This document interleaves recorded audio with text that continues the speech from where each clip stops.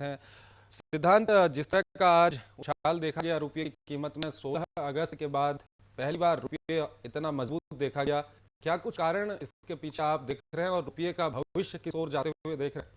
चंद्रशेखर, सबसे बड़ा कारण तो यही है कि अमेरिकी फेड ने जो डिसीजन दिया है देर रात कल और सुबह इंडियन स्टैंडर्ड टाइम कि वो अपनी American stimulus policy, bond buying, American basically stimulus policy को कंटिन्यू रखेगा।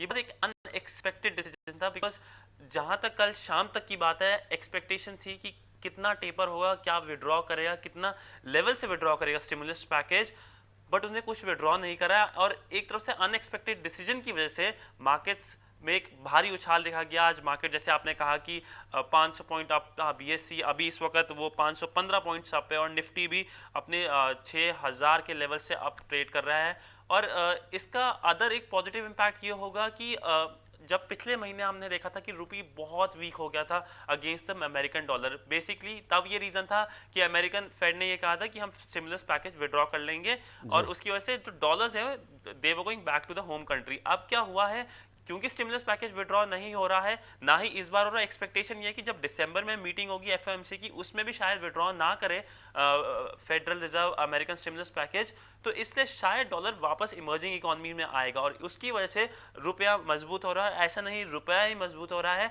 ज़्यादातर इमर्जिंग इकोनॉमीज की जो करेंसीज है, आप रैंड ले लीजिए, ब्राजीलियन रियाल ले लीजिए, साउथ कोरियन वॉन ले लीजिए, सब अब स्ट्रेंथन होंगे यूएस डॉलर के से as compare to US dollar.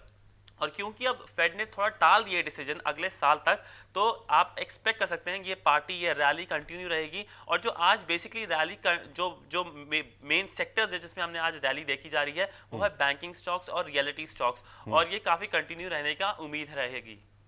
सिद्धांत, इस बीच में ये भी खबर आ रही है कि जो एसबीआई ने लैंडिंग रेट है उसको बढ़ाने का फैसला किया है और साथ ही साथ आप अमेरिकी फेडरल रिजर्व का जो फैसला है उसकी बात कर रहे हैं। साथ ही साथ अगर ये जानना चाहें कि पिछले कुछ दिनों में सरकार की ओर से जो कड़े मौद्रिक कदम उठाए गए हैं, रिजर्व बैंक की ओर से कई सारे कदम उठाए गए हैं और बहुत जल्दी ही मेरे ख्याल से 1-2 दिन में रिजर्व बैंक फिर कुछ कदमों की घोषणा कर सकता है, इस सब का असर भी बाजार पर कितना देखा जा रहा है? बाजार अक्सर सेंटीमेंट्स पे काम करता है और सेंटीमेंट्स ही बाजार को ऊपर ले जाते हैं और नीचे ले जाते हैं। एक पॉजिटिव सेंटीमेंट अब क्रिएट हो रहा है। सबसे बड़ा पॉजिटिव सेंटीमेंट आया था 4 सितंबर को। 4 सितंबर क्यों? क्योंकि उस दिन रघुराम राजन ने अपना ओहदा संभाला था एज अ न्यू गवर्नर, और रघुराम राजन के आने की वजह से लेकर अब तक रुपए में काफी स्ट्रेंथनिंग आ चुकी है डॉलर के मुताबिक।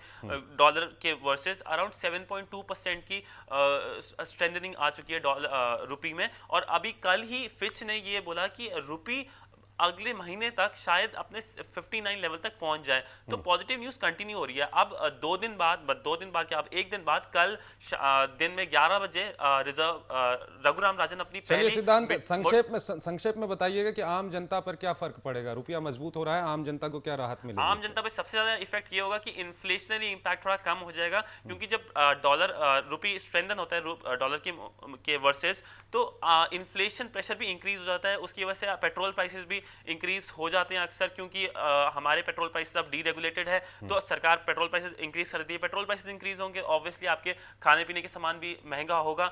तो आप एक्सपेक्ट कर सकते हैं कि इन्फ्लेशनरी प्रेशर, जो आपका सामान है वो महंगा नहीं, अब थोड़ा सस्ता होने का है। चलिए, आम जनता के लिए भी काफ़ी अच्छी खबर है और इसी तरह से अगर रुपया मजबूत होते रहा तो कहीं ना कहीं जो महंगाई की मार झेल रहा है आम आदमी,